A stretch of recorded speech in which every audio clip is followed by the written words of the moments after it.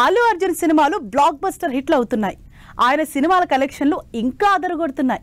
ఇక అల్లు అర్జున్ రెమ్యునరేషన్ అయితే ఏకంగా ఇండియా మొత్తం మాట్లాడుకుంటున్నారు. 100 కాదు 150 కాదు, ఏకంగా 175 కోట్ల రెమ్యునరేషన్ కి తన నెక్స్ట్ సినిమాకి ఓకే చెప్పారు బన్నీ. ఇది కాక ప్రాఫిట్స్ లో షేర్ కూడా రాయించుకున్నారని టాక్. మరి 175 కోట్లు కాకుండా బన్నీ తీసుకుంటున్న షేర్ ఎంత? అల్లు అర్జున్ నెక్స్ట్ సినిమాపై ఇంకా అఫీషియల్ గా అనౌన్స్మెంట్ రాలేదు. అసలు ఎవరితో అన్న కన్ఫర్మేషన్ కూడా ఇవ్వలేదు. అయితే బన్నీ చేసేది అట్లేతోనే అని మాత్రం అనఫీషియల్ టాక్.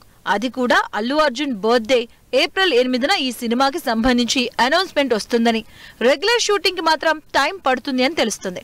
అయితే అసలు ఇంకా షూటింగ్ కే వెళ్ళని, అఫీషియల్ అనౌన్స్మెంటే లేని బన్నీ అట్లీ సినిమా ప్రస్తుతం ఇండియా మొత్తం హాట్ టాపిక్ అవుతుంది. అల్లు అర్జున్ అట్లీ కాంబినేషన్ లో తెరకెక్కాల్సిన సినిమా ఏప్రిల్లో అనౌన్స్ చేసుకుని జూన్ నుంచి రెగ్యులర్ షూట్ కి వెళ్తుందేమో అని టాక్. అయితే అల్లు అర్జున్ మాత్రం ఆగస్టులో జాయిన్ అవుతారని తెలుస్తుంది.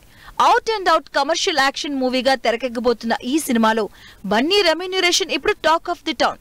బన్నీ ఈ సినిమాకి 175 కోట్ల రెమ్యునరేషన్ గా తీసుకుంటున్నారని, ఇది కాక ప్రాఫిట్స్ లో 15% షేర్ కూడా డీల్ కుదుర్చుకున్నట్టు టాక్. బన్నీ అట్లీ మూవీని సన్ పిక్చర్స్ భారీ బడ్జెట్ తో తెరకెక్కించబోతున్నారు. 500 కోట్లకు పైగా భారీ బడ్జెట్ తో తెరకెక్కబోతున్న బన్నీ అట్లీ సినిమాపై అంచనాలు మొదలయ్యాయి. నిజానికి ఈ సినిమాకి కూడా ఫస్ట్ బడ్జెట్ ఇష్యూ ఉన్నాయంటూ టాక్ నడిచింది. బన్నీకి 175 కోట్లు, అట్లీకి 50 కోట్లకు పైనే. ఇలా వీళ్ళిద్దరికీ సగం బడ్జెట్ అయిపోతే ఇక మిగిలిన వాళ్ళకి ఎంత రెమ్యూనరేషన్ ఇవ్వాలి, ప్రొడక్షన్ కాస్ట్ ఏ రేంజ్ లో ఉంటుంది అంటూ చర్చ జరిగింది.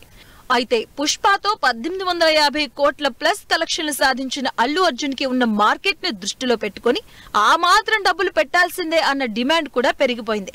బడ్జెట్ కి తోడు అల్లు అర్జున్ రెమ్యునరేషన్ భారీగా పెంచేయడంతో పాన్ ఇండియా వైడ్ గా ఈ సినిమా గురించే మాట్లాడుకుంటున్నారు.